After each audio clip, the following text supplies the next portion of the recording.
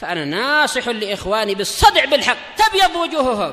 السكوت في مسألة الحزبية يضرها، فاصدع بما تؤمر وأعرض عن المشركين. سلامي على دماج ورجالها والشيخ يحيى ودار العلم يا سعد بانيها. Bismillahirrahmanirrahim. Qala al-Imam An-Nawawi rahimahullahu ta'ala, Al-Babu Tsani wa Tis'un ba'dal mi'ah, 192. Bab al-hassi, boleh al-hassi, boleh al-hassu, tidak masalah, tergantung niatnya di sini. Al-hass sebagai apa?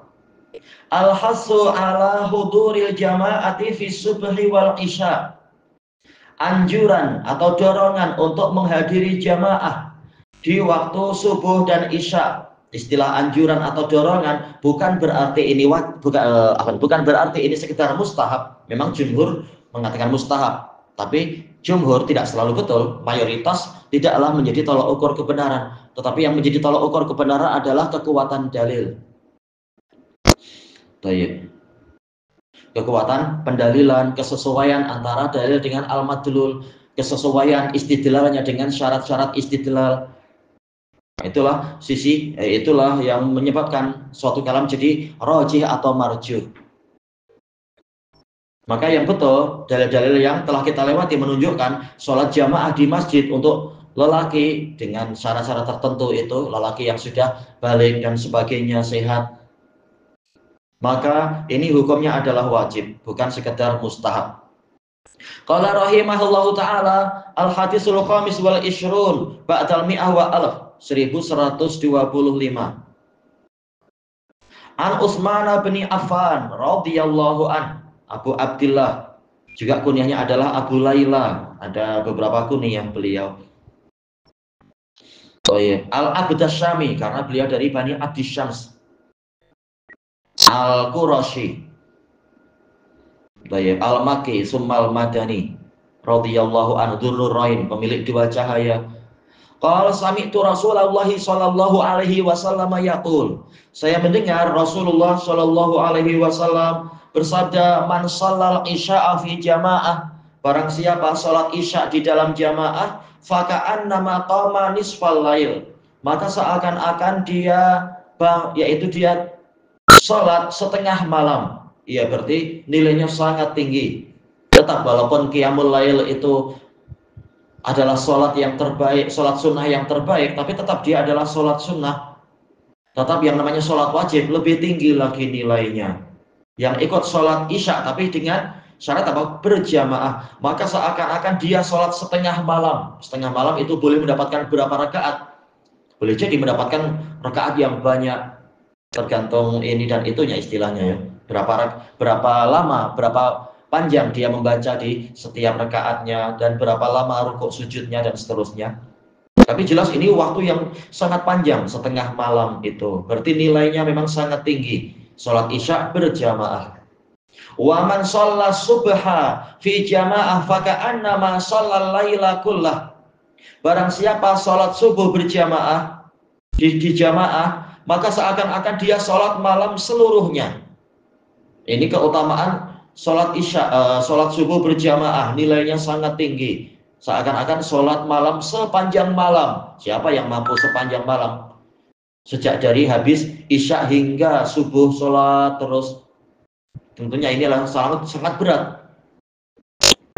Dan boleh jadi kalau kita memaksakan diri mengerjakan itu, kita akan menganiaya diri sendiri atau menganiaya anak istri, yaitu mengurangi hak mereka atau hak para tamu barangkali, atau hak orang-orang yang memerlukan bantuan dari kita dan seterusnya. Dan juga hak ilmu untuk mungkin belajar setelah isya dan sebagainya misalkan. Tetapi ada amalan yang setara dengan itu, yaitu sholat subuh berjamaah. Walaupun ada khilaf di kalangan ulama, apakah maksudnya sholat jamaah subuh itu lebih utama daripada sholat jamaah isya, walaupun itu bukan mustahil, ataukah maksudnya yaitu setelah sholat isya berjamaah itu dia mendapatkan nilai sholat setengah malam, kemudian setengah malamnya lagi, sisanya itu setengah malam terakhir dicukupi dengan sholat subuh berjamaah. Karena itu juga memungkinkan, kata sebagian fuqaha. Tapi makna yang pertama lebih sesuai dengan dhahir hadisnya. Memang amalan bertingkat-tingkat. Untuk sholat isya berjamaah nilainya adalah qiyamul lail setengah malam. Adapun yang sholat subuh berjamaah nilainya adalah qiyamul lail sepanjang malam. Sejak dari selesai isya hingga subuh. Karena dikatakan sholat malam secara keseluruhan, istilah itu biasanya dipakai untuk yang setelah isya. Karena yang namanya sholat malam memang mulainya adalah setelah isya, bukan setelah maghrib. Seperti yang dijelaskan oleh para ahli fikih. Intinya adalah anjuran dan dorongan serta penyemangatan untuk orang-orang datang melaksanakan sholat isya berjamaah. Karena ini adalah kebiasaan para nabi dan rasul, kebiasaan orang-orang soleh. Dari mana kita tahu ini kebiasaan para nabi dan rasul? Kita baik sangka, karena boleh jadi umat-umat yang terdahulu syariatnya lebih berat kan? Boleh jadi sampai sehari semalam ada 50 sholat. Maka bukan mustahil yang seperti itu. Dan memang sholat itu ada di umat-umat terdahulu. Umatnya Nabi Ibrahim, umatnya Nabi Musa, umatnya Nabi Isa. Dalil sudah menunjukkan ke situ. Dan seterusnya.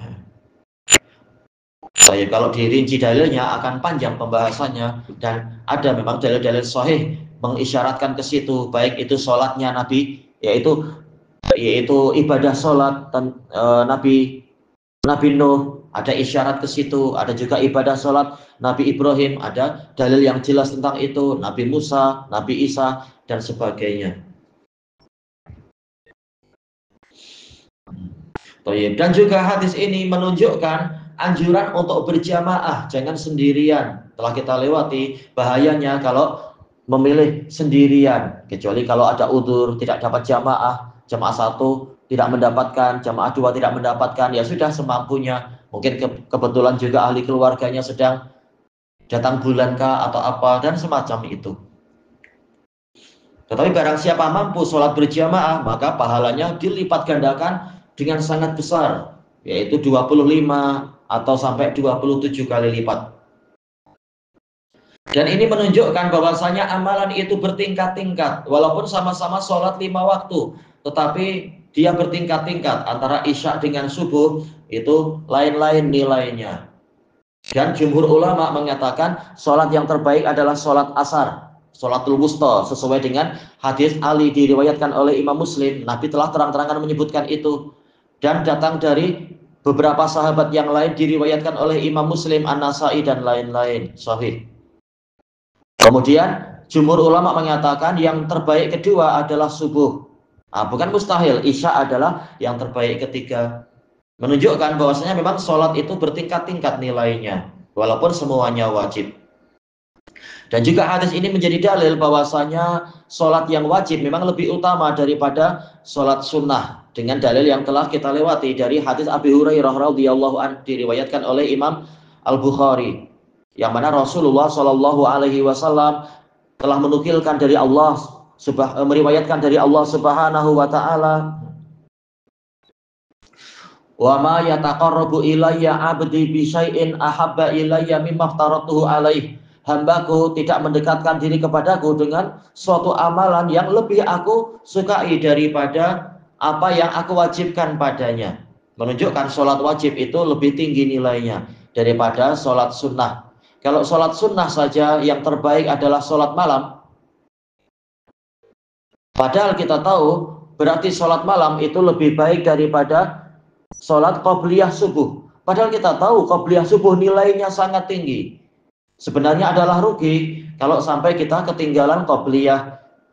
Padahal Rasulullah Shallallahu Alaihi Wasallam telah bersabda,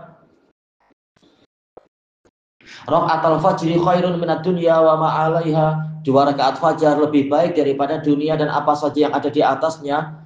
Hadis Aisyah radhiyallahu anha, itu 2 rakaat fajar nilainya luar biasa besar. Maka bagaimana dengan sholat malam? Sementara dalam hadis Abi Hurairah yang diriwayatkan oleh Imam Muslim, Rasulullah Shallallahu Alaihi Wasallam ditanya tentang afdhalus sholati ba'dal fariidhah. Rasulullah mengatakan afdhalus sholati ba'dal fariidhah sholatul lail. Salat yang paling utama setelah salat wajib adalah salat malam.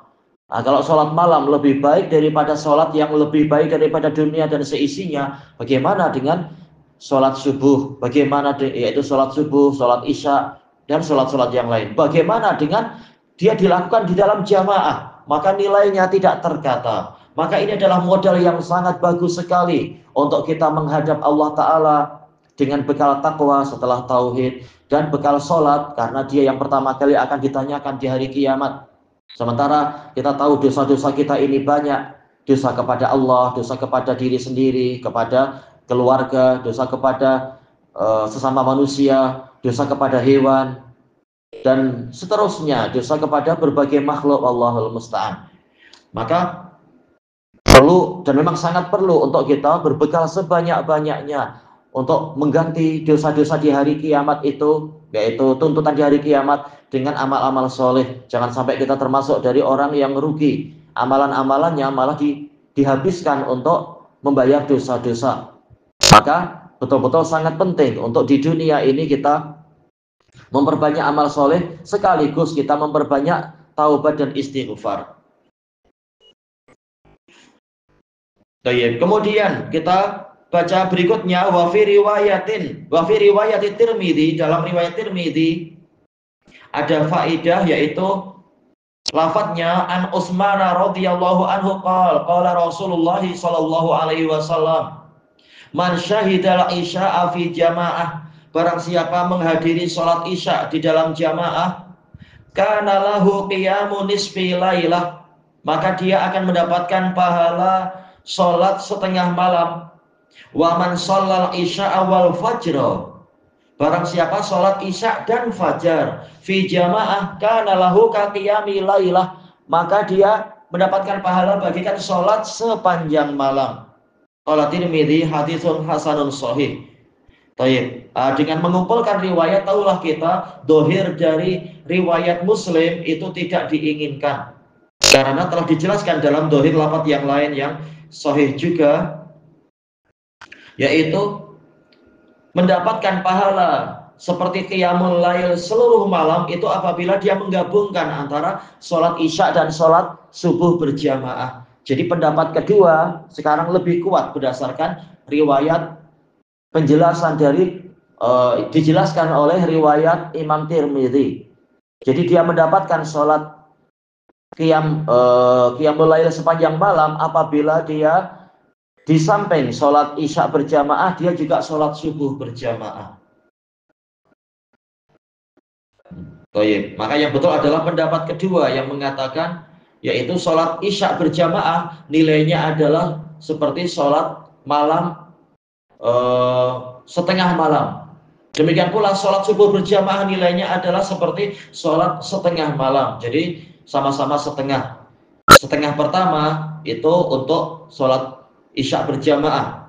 Setengah malam berikutnya, gambarannya istilahnya ya, yaitu untuk sholat subuh berjamaah.